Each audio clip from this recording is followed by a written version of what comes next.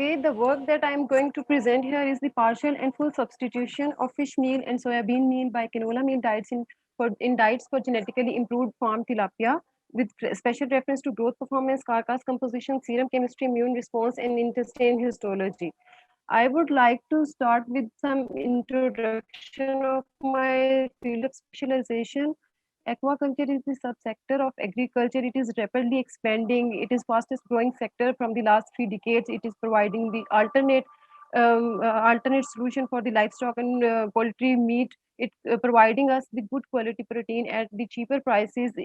That's why it is the highest protein producing sector, that is providing 20% protein for human consumption from last 20 years. It is also creating the employment for a large segment of the society. Different farmers that cannot use their land for agriculture purposes due to some reasons, they can use their land for the aquaculture practices. But the sustainability of this sector is totally depend on the two main pillars. The most important component of this sector is the feed. Availability of species specific feeds is really important to sustain the development of this sector.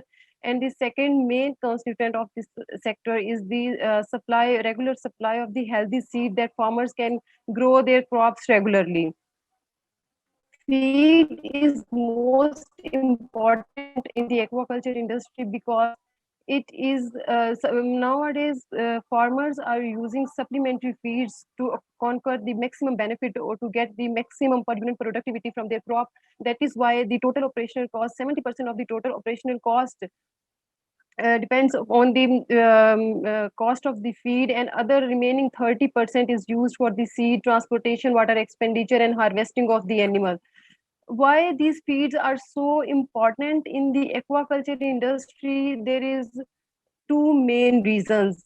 Farmers require the maximum benefit from their crop, and the consumer need the best quality of the product.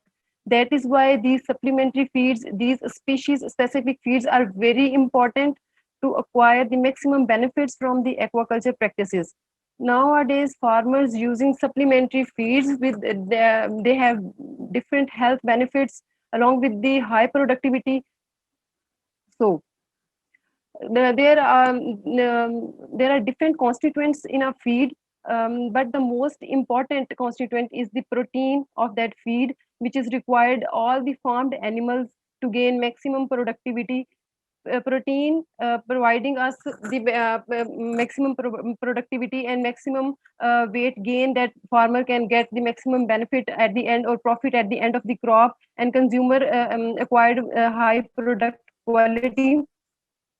Conventionally, the farmers or aquafeed manufacturers use fish meal as the protein source for aquafeed industry. But from last 2 decades, the wild catch of fisheries is depleting drastically. That is why we are facing the limited availability of fish meal to formulate our aquafeeds.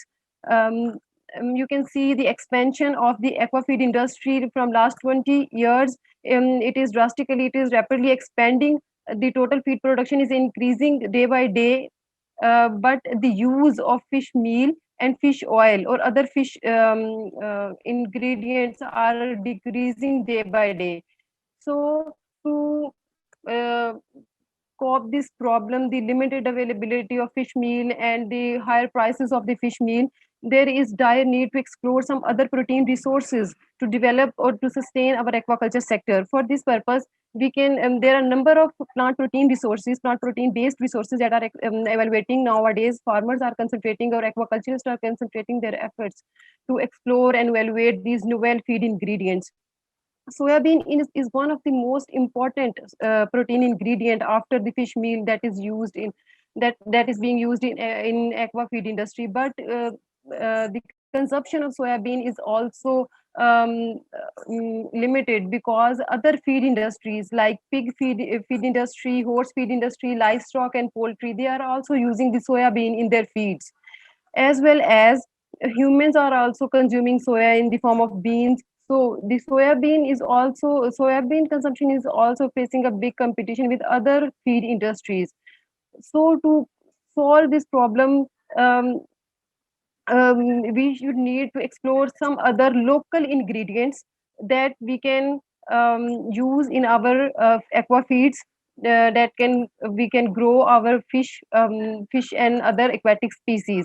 Pakistan is an agriculture country, and there are number of crops that are being produced here, including wheat, cotton, maize, sugarcane, and there are number of oil seed crops that are produced here in Pakistan. Canola meal is one of the important oil seed crop. It has high nutritional value. It has about 40 to 50% of oil content.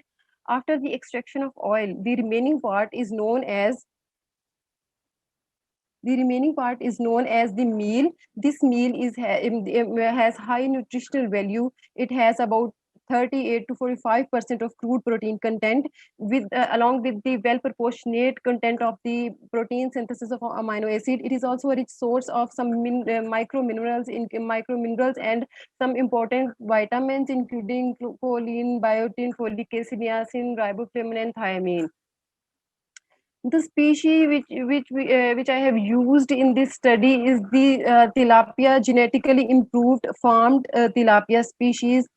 This species is an omnivore species, which means it can feed on animal-based diet as well as on plant-based diet.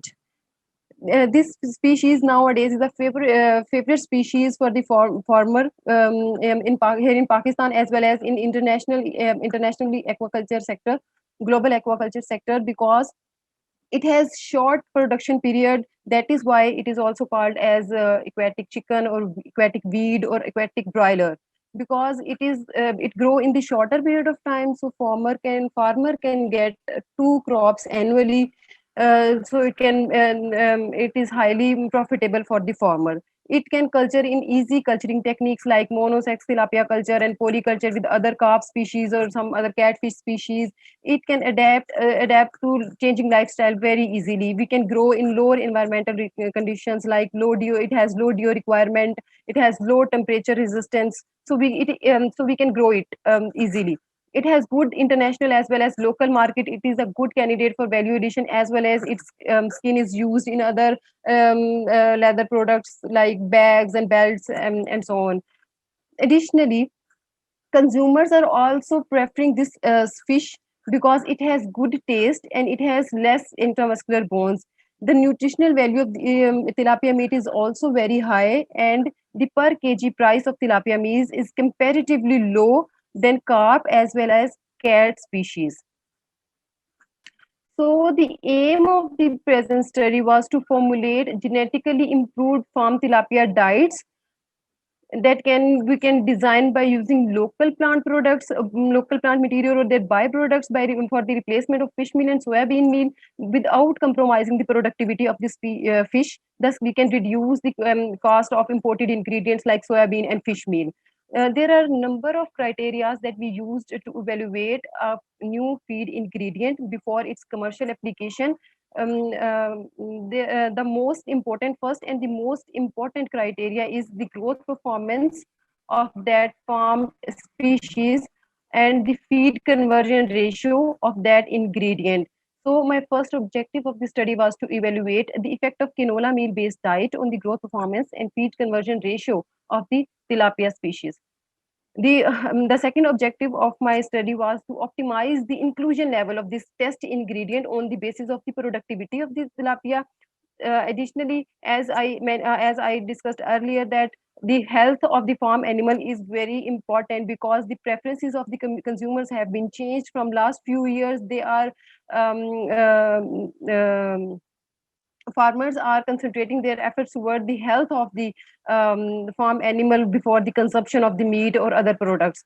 That is why the health of the animal is also very important. I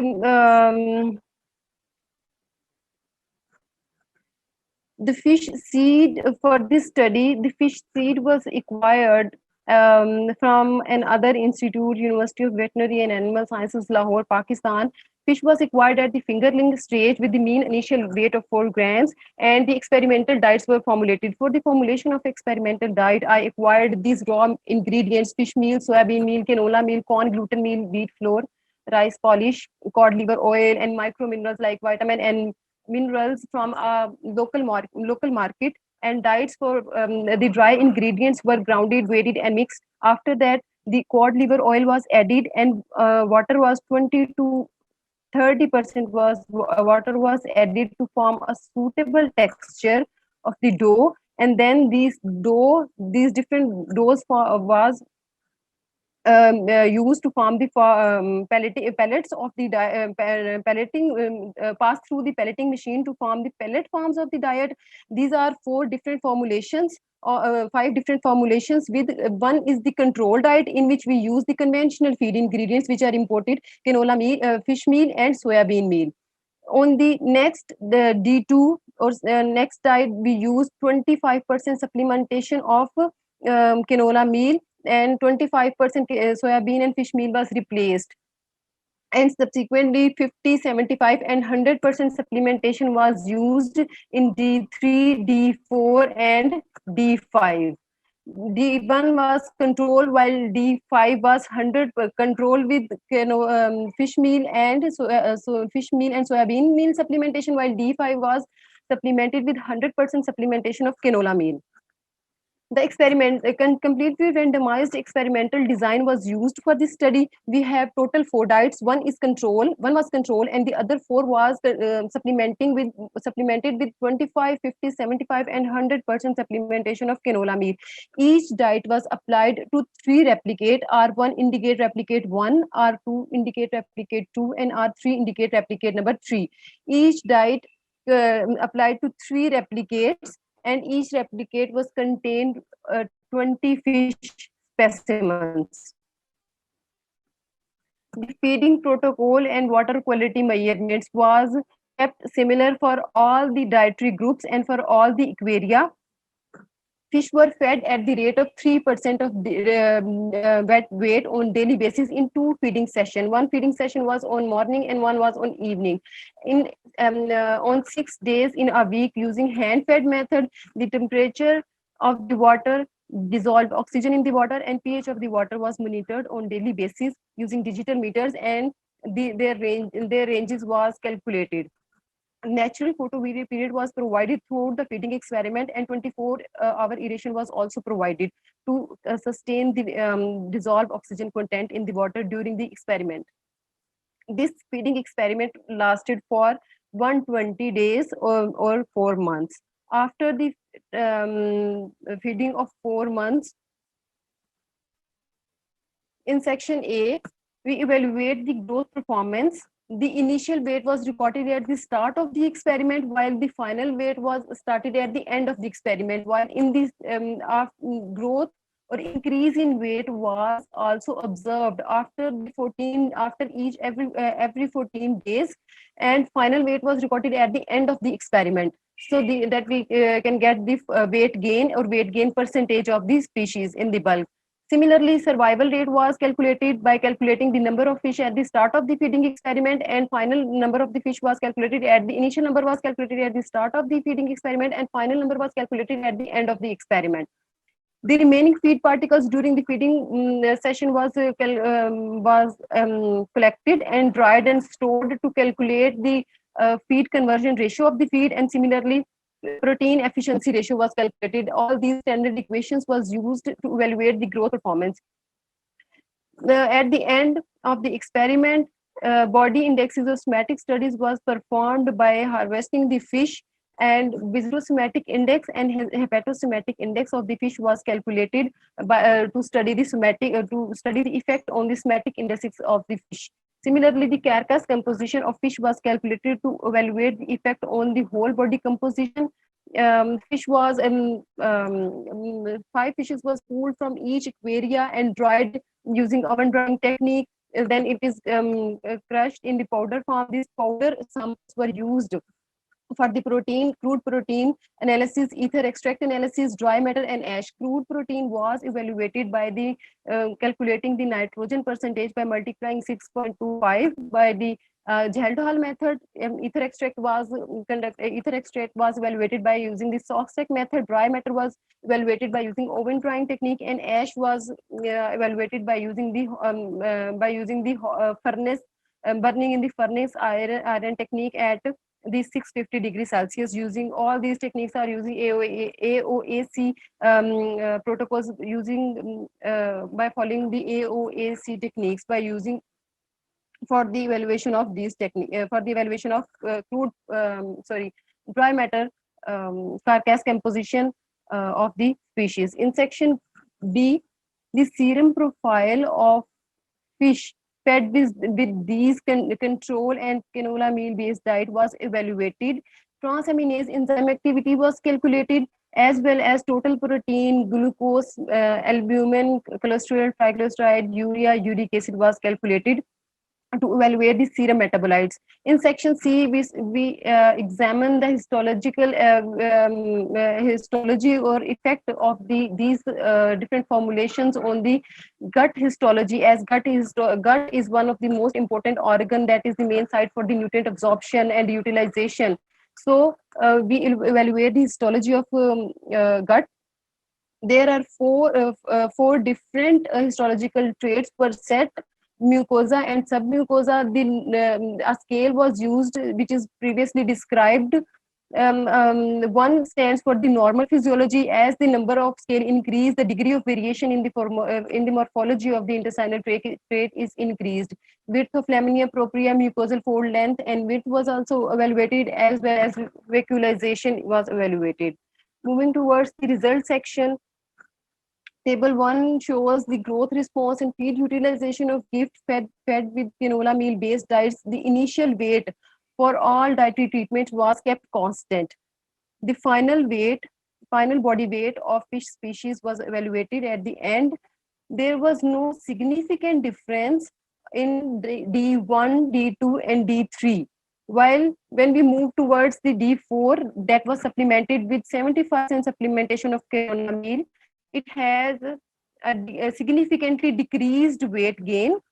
However, the lowest weight gain was observed in the group fed with 100% supplementation of canola meal. Similar trend was observed for percentage weight gain as well as daily growth index.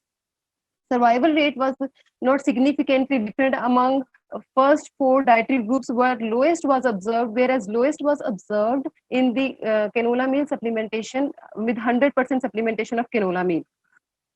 Survival rate was not significantly affected among the dietary treatments, so it was remained 100% same among all the dietary treatments. Protein efficiency ratio was also increased in first three dietary treatments and significantly different from D4 and D5. Inversely, the feed conversion ratio was significantly lower in control diet D2 and D3. FCR was found to be increased in dietary supplementation of 75% and 100%. Carcass composition was also affected by dietary treatments of canola meal in diets for Nile tilapia. The dry matter content was significantly increased in D5. That was significantly different from other four dietary treatments, whereas lowest was observed in D1, D2, and D3 group. Crude protein and the crude protein inversely showed an inverse trend. Highest crude protein was observed in D1, D2, and D3, whereas lowest was observed in D5. Similar trend was observed as dry matter was observed in the crude lipid content. Highest lipid content was observed with D5, whereas lowest was observed with D1, D2, and D3. Ash content was not affected among the dietary treatments by canola meal supplementation. The body index is here, we can say, here we can see the lowest viscoosmotic index is observed in control diet, and which is not significantly different from the D2 supplemented with 25% supplementation of canola meal, whereas significant increase was observed with 50, 75, and 100% supplementation of canola meal. Hepatosomatic index showed non-significant difference among control, 25% and 50% supplementation of canola meal, whereas highest was observed in 100% supplementation of canola meal. Here is the glycogen content and lipid content in the liver of gift fed with canola meal based diets. Highest glycogen content observed with D1, D2, and D5, whereas lowest was observed with D3. Lipid content was significantly higher in D5 and D4, whereas lowest was observed in D1 and D2. Serum biochemistry and immune parameters of GIFT fed canola meal based diets. There are a number of parameters that we evaluated to study the effect of these formulations on the serum chemistry. Glucose content was remained unaffected among the dietary treatments. Total cholesterol level was increased with the higher supplementation of canola meal supplementation at 100% inclusion level. Whereas low density lipoproteins and high density lipoproteins in serum of GIFT was significantly higher with control diet and D2.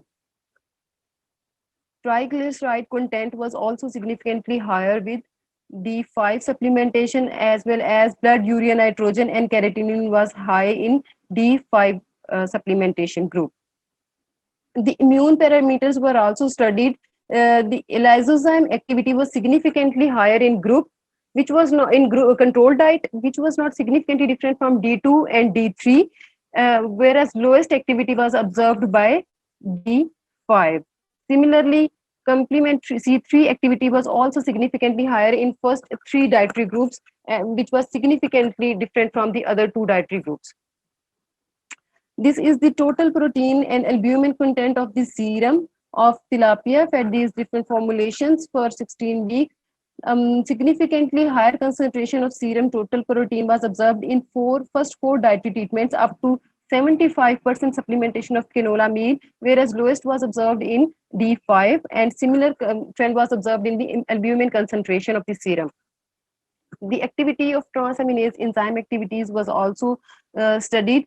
The lowest activity of GPT was observed in the first GPT and GOT as well was observed in first three dietary treatments, whereas highest was observed by D5 supplemented with 100% canola meal level. Histological evaluation was also performed. D5, D1, which is the control diet, you can see the normal length and normal appearance of the villi, and you can see the lamina propria width is nuclei are also well oriented, microvilli are also well oriented, and nucleus is present at the basolateral position. When we compare this histology of intestine of group 1 with group 2, it is almost similar. The nucleus are also present on the basolateral orientation, and and villi are also length of the villi is also appropriate. There is not any major difference in the morphology of the control diet and diet supplemented with 25% of canola meal. However, when we move towards the supplementation of 50% canola meal, we can see the reduced height of villi. Disruption is also observed, can seen in the outer wall of the villi, and there is increase in the width of the lamina propria. Nuclei are also moved towards the towards the basal of the towards the base of the mucosa and submucosa. However, the mucosal and submucosal appearance is almost similar in all these three dietary treatments, even in D4. When we move towards the D4, the appearance of the villi is converted into the bilobed villi, as well as the lamina propria is disoriented, is not well organized, and a large hole you can see here, that is the vacuole of lipid vacuoles, which may be present due to the high lipid content in the in the diet, as well as the length of the both villi is not similar. We can see the clear changes in the histology of the intestine of this group of species, this group of fish. As we move towards the D5 supplemented with 100% supplementation of canola meal, we can see the disruption in the mucosal and submucosa. Not even a single villi is well oriented or in its original form or shape. We cannot see even the lamina propria properly, and nucleus are largely migrate towards the base. This is the semi-quantitative score of intestine histology of GIFT fed canola meal based diets on the basis of their appearance. Mucosal and submucosal layer was normal, as I described earlier, and length of the mucosa width vacuolization is normal. So the urine pool score is set as the normal for the appearance of control group. When we move towards D2, mucosal length is mucosa and submucosal layer was similar in the appearance as we compare to the group 1, while mucosal fold length is different, but this difference is not significant. Same is the case for width of lamina propria and vacuolization. When we move D2, D3, D4, we can see the significant difference in the appearance of the mucosal and submucosal layer, as well as the length of mucosal fold is increased, is decreased, and degree of variation is increased. So the urine pool score for the D3, D2, and D5 is gradually increased, which have the significant difference among the dietary treatments. This is actually the result of unitary feeding cost that we calculate by using the per kilogram cost of the ingredient that we used in the formulation of these diets. You can see the minimum unitary feeding cost we acquired at the 50% supplementation level without compromising the productivity. As we move from towards the 75% or 100%, we see the decreased growth performance and deterioration in the gut health of the fish, as well as the differences in the blood chemistry. So findings of this study is the control diet supplemented with fish meal and soybean and canola meal supplementation up to 50% supplementation showed non-significant difference in productivity, FCR, nutrient utilization, and body indices of gift. However, full replacement of fish meal and soybean in diet would decrease the nutrient level in the carcass of gift. The serum chemistry and immune parameters are also affected by the 100% supplementation of canola meal. Pathomorphological symptoms were also appeared in the intestine of gift by full supplementation of canola meal. The optimum level on the basis of the productivity was suggested the 50%. Hence, it is concluded that 50% fish meal and soybean meal can be replaced by canola meal in the diets for gift tilapia. Here is the publication that this study is recently published in the Journal of Applied Aquaculture. There is some ongoing research that my research group and I are also doing. We are doing the digestibility and growth trials. We are using some other local plant-based materials such as sunflower meal, chestnut meal, and corn gluten meal. The further step or further study, further research is that we study the effect of these diets on the molecular markers. That molecular markers would be related to the growth and the metabolism of the different fish species. Thank you.